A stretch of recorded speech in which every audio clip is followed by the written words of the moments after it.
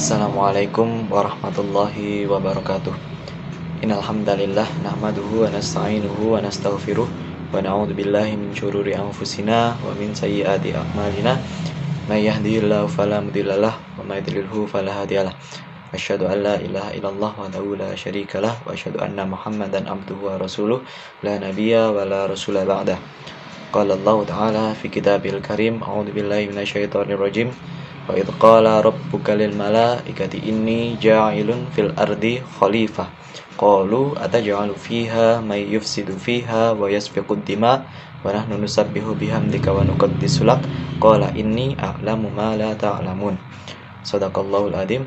Allahumma shalli ala Muhammadin wa ala alihi wa sahbihi wa man tabi'ahum bi ihsanin ila yaumil qiyamah. Amma ba'd. Teman-teman sekalian, perkenalkan saya Difla Yustisia Qur'ani, mahasiswa program studi S1 Teknik Sipil Fakultas Teknik Universitas Negeri Malang, offering E23. Di sini saya akan sedikit mereview materi kedua mata kuliah Pendidikan Agama Islam yang diampu oleh Dr. Ustadz Abdul Azim, yakni tentang hakikat manusia. Teman-teman sekalian, untuk mengetahui hakikat manusia, tinjauan utama kita haruslah berdasarkan Al-Quran dan hadis. Kenapa demikian? Agar kita memiliki gambaran utuh, kita memiliki gambaran yang sempurna terkait dengan apa sih manusia itu, apa hakikat manusia itu. Kenapa kita dasarkan pada Al-Quran dan hadis? Karena jika kita dasarkan pada selain Al-Quran dan hadis, maka kita akan mendapatkan gambaran yang salah. Sebaliknya, jika kita memiliki acuan Al-Quran dan hadis, maka kita akan mengetahui hakikat manusia yang sebenarnya. Maka dari itu teman-teman, kita akan meninjau apa sih manusia itu, apa hakikat manusia, dan bagaimana kita menjadi manusia berdasarkan Al-Quran dan hadis. Teman-teman sekalian, dalam Al-Quran manusia disebut dengan berbagai macam sebutan. Ada Bani Adam, ada Bashar, ada Nas, Insan, dan juga ada Abd atau Abdul. Sebutan Bani Adam ini didasarkan pada manusia sebagai anak cucu Adam. Kenapa dikatakan sebagai anak cucu Adam? Karena dalam konsep Islam, dalam konsep Al-Quran, Nabi Adam adalah manusia pertama, adalah Nabi yang pertama. Maka seluruh manusia dikatakan sebagai anak cucu Adam. Maka dari itu manusia disebut dengan Bani Adam. Salah satu ayat yang menyebutkan bahwa manusia disebut sebagai Bani Adam adalah pada surat Yasin ayat ke-60, yakni berbunyi, Alam a'had ilaikum ya bani Adam alla ta'budu syaitan innahu lakum aduwwum mubin. Yang artinya, bukankah aku telah memerintahkan kepadamu hai Bani Adam supaya kamu tidak menyembah syaitan? Sesungguhnya syaitan itu adalah musuh yang nyata bagi kamu. Selanjutnya, selain Bani Adam, Al-Quran juga menyebut manusia sebagai Bashar. Penyebutan Bashar ini didasarkan pada sifat fisik, sifat kimiawi, dan sifat biologis manusia. Penyebutan Bashar sendiri terhadap manusia disebut lebih dari 35 kali. Salah satu ayat yang menyebutkan bahwa manusia disebut sebagai Bashar adalah pada surat Ar-Rum ayat 20 yang berbunyi, Wa min ayatihi an khalaqakum min turabin tsumma idza antum basyarun tanshirun. Yang artinya, di antara tanda-tanda kekuasaannya ialah Dia menciptakan kamu dari tanah, kemudian tiba-tiba kamu menjadi manusia yang berkembang biak. Secara istilah, penyebutan Bashar ini didasarkan pada sifat fisik, kimiawi, dan biologis manusia, yang berarti manusia ini jelas dalam artian kulitnya, penampakannya, dan lain sebagainya. Maka dari itu manusia disebut sebagai Bashar. Penyebutan manusia yang ketiga di dalam Al-Quran disebut sebagai insan. Nah, penyebutan insan ini didasarkan pada karakter atau intelektual manusia sebagai makhluk terbaik yang diberi akal dibandingkan dengan makhluk-makhluk yang lain.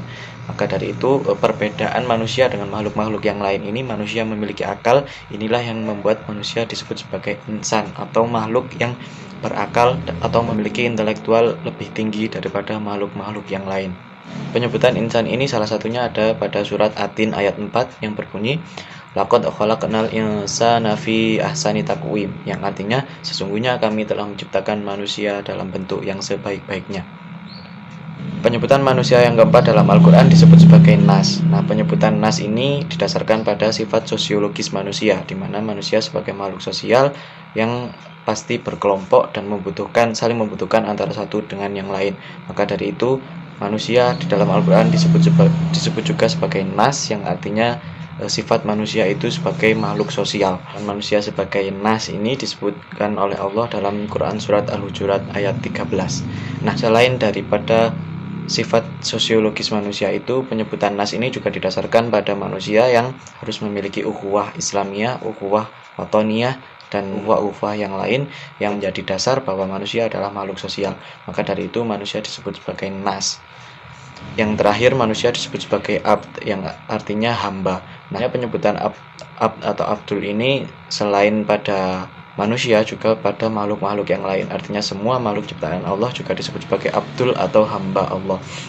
Maka dari itu manusia sebagai salah satu makhluk ciptaan Allah juga disebut sebagai abd atau abdul. Ya, saya akan membahas tujuan dari hidup manusia. Nah, manusia sendiri memiliki dua kedudukan oleh Allah di muka bumi ini. Kedudukan yang pertama adalah sebagai hamba Allah, dan yang kedua adalah sebagai khalifah Allah. Nah, tugas manusia sebagai hamba adalah tunduk, patuh, dan taat untuk menyembah Allah. Selain itu, tugas manusia sebagai khalifah adalah untuk menguasai bumi, untuk mengatur segala urusan di muka bumi, dan tanggung jawab terhadap bumi. Artinya apa? Manusia sebagai makhluk ciptaan Allah memiliki dua tugas utama. Tugas yang pertama adalah sebagai hamba Allah, yang artinya manusia menyembah Allah, manusia harus taat kepada Allah, patuh pada Allah, dan menaati segala hukum dan perintah Allah.